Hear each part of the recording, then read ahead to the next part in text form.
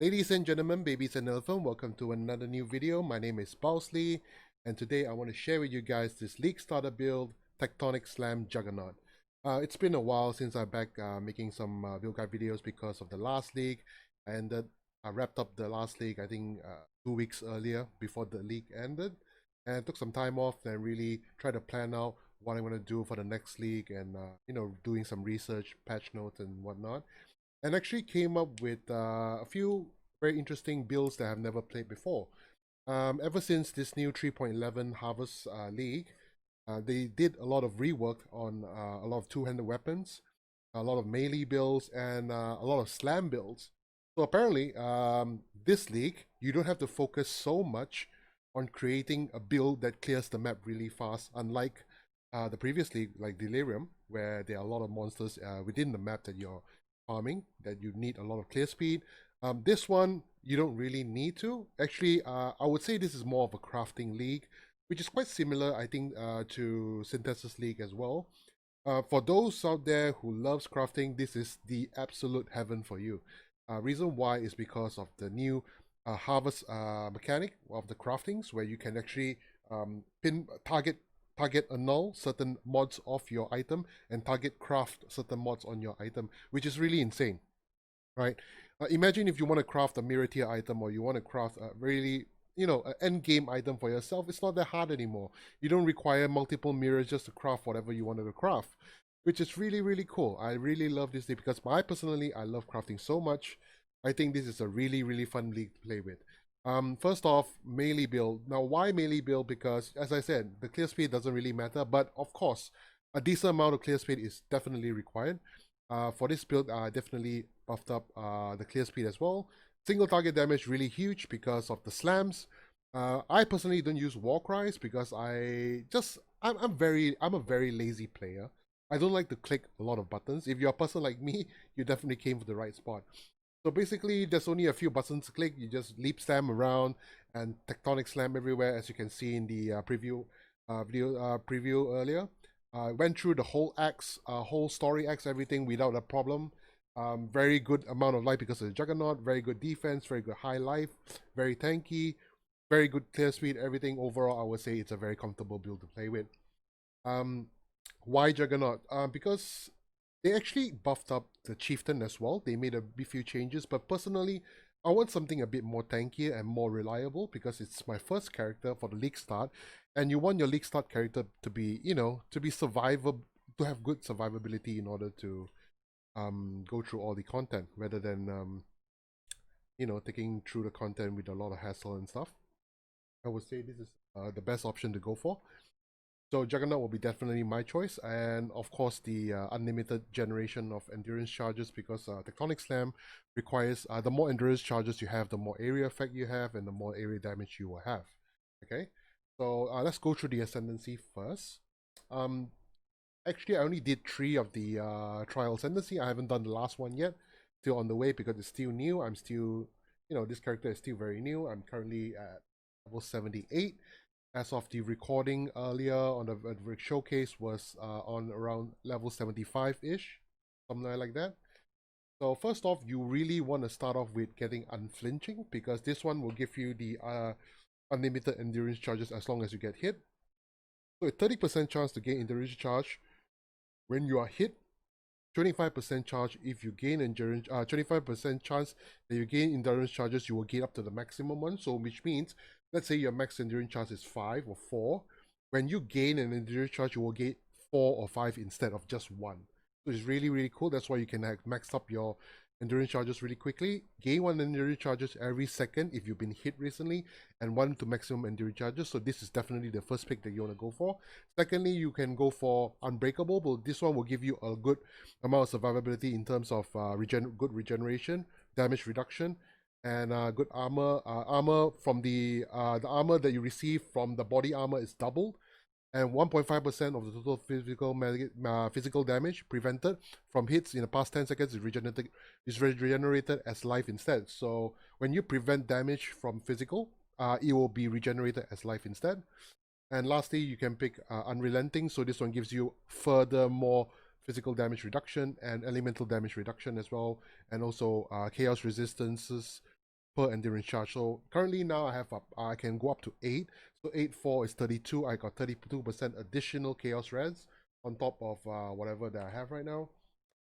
And so as you can see now, I have armor is about 745. I only have 7% physical damage reduction, but as it goes up with the endurance charges and and my armor and stuff like that, it goes up to 90% physical damage reduction, which is huge. That's what Juggernauts are made for anyway. So that's the Ascendancy part. So next up, I want to talk about the gear choices. Now, for the end game gear, okay, how do you, so I'll go through the leveling steps later on. So in terms of the end game gear, you want to go for Conger's Undying Rage. Reason why, because this one gives you a lot of flat damage, flat fizz. It gives you hits can't be evaded, so you have 100% hit rate, and your crit strikes deals no extra damage, but it gives you more crit chance, and you gain onslaught whenever you crit strike. So this one gives you one of the huge and the most DPS you can squeeze out of the Tectonic Slam.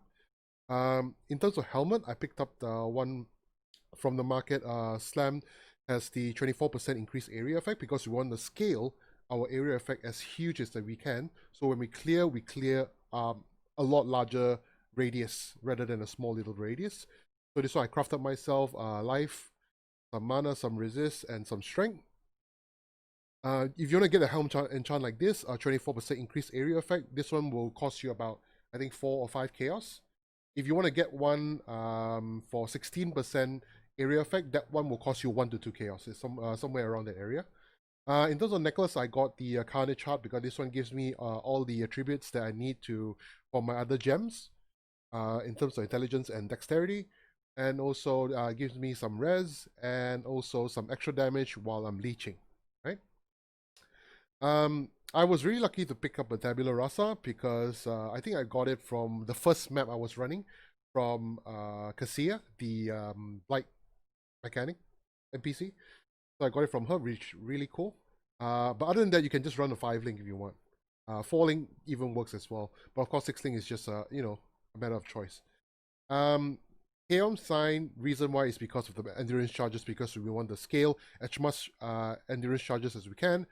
I can't afford to get Chaos Way yet because it costs about 20 to 30 chaos each, which is really darn expensive. I'm still trying to farm my currency to get both Chaos Way, but at the end of the day, you want to get 2 Chaos Way, so that puts you up to about 9 endurance charges if you follow whatever that I have on the skill tree.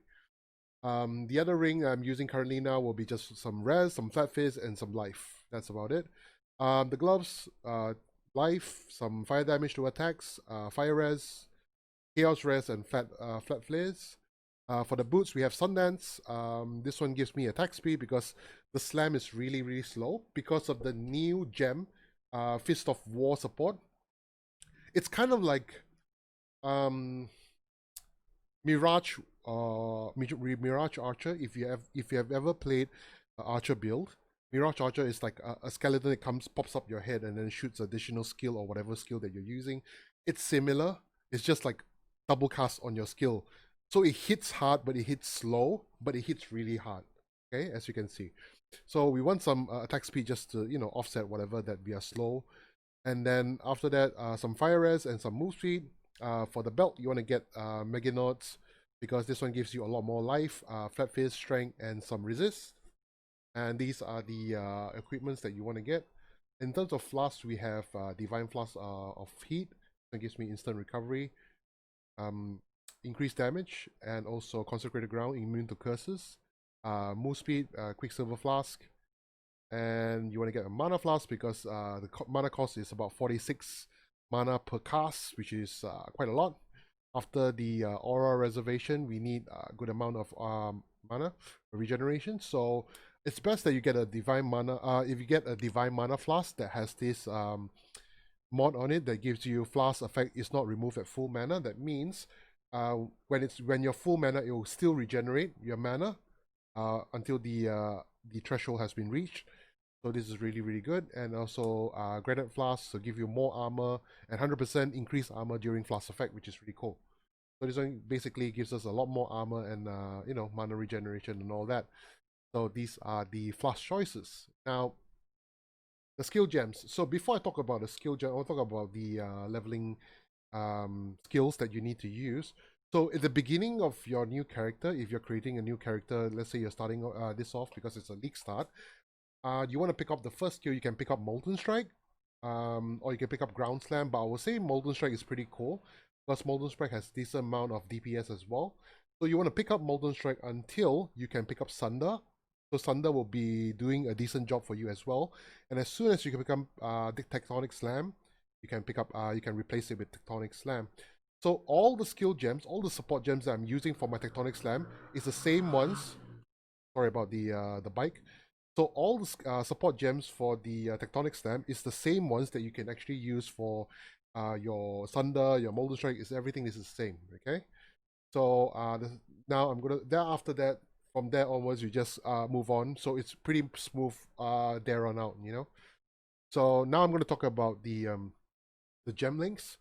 So the gem links here we have on the weapon will be Immortal Call linked with cast when damage taken and increased duration. So we have a good amount of defense. Blood and Sand to give us more area damage and area of effect. Because we are scaling area of. So basically, how you scale Tectonic Slam is you scale fire damage, you scale area of effect, and you scale endurance charges. That's how you scale your Tectonic Slam damage and the clear speed. Okay, so Blood and Sand is definitely in. As you guys have seen my videos, you know that I love using portal gems. I hate buying portal scrolls, so fuck that. I'm just going to use portal gem.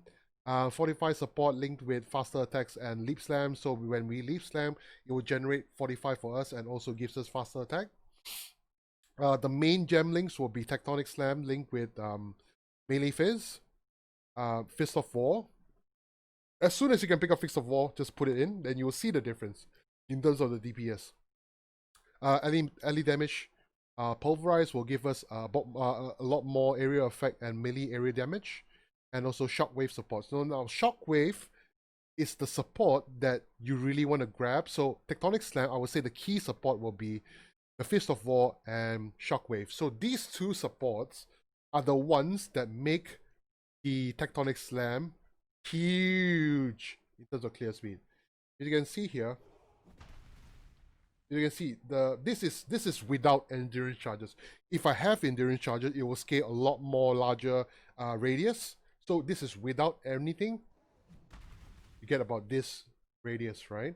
So if I take out Fist of War and Shockwave, it's a lot smaller. Look. Right? If I put in Shockwave and Fist of War, see? You see that the trigger of the illusion of a warrior kind of character that pops up on top of my head. Look at that.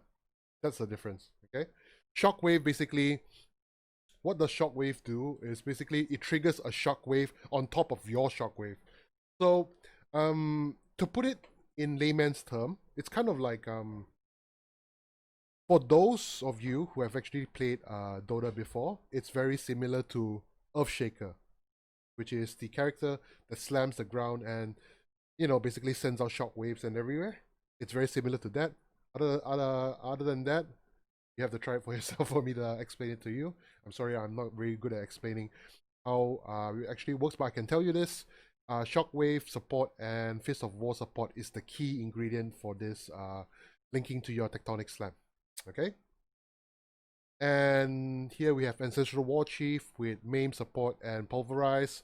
So basically this one will give you a lot more damage for your DPS. And Herald of Ash, we're using Herald of Ash because this one gives us fire damage and basically gives us the burn, which will burn nearby enemies of all the overkill damage. Flammability is linked with Blasphemy, so this one is a curse.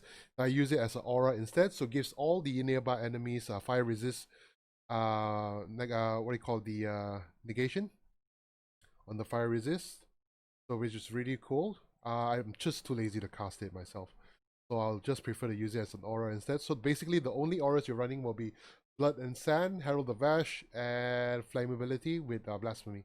So that's the only auras that we're running right now. And yeah, that's pretty much it for the gem links, right? So the Pantheons will be using Lunaris. Gives us more further physical damage reduction and also chaos damage taken reduced because of Shikari.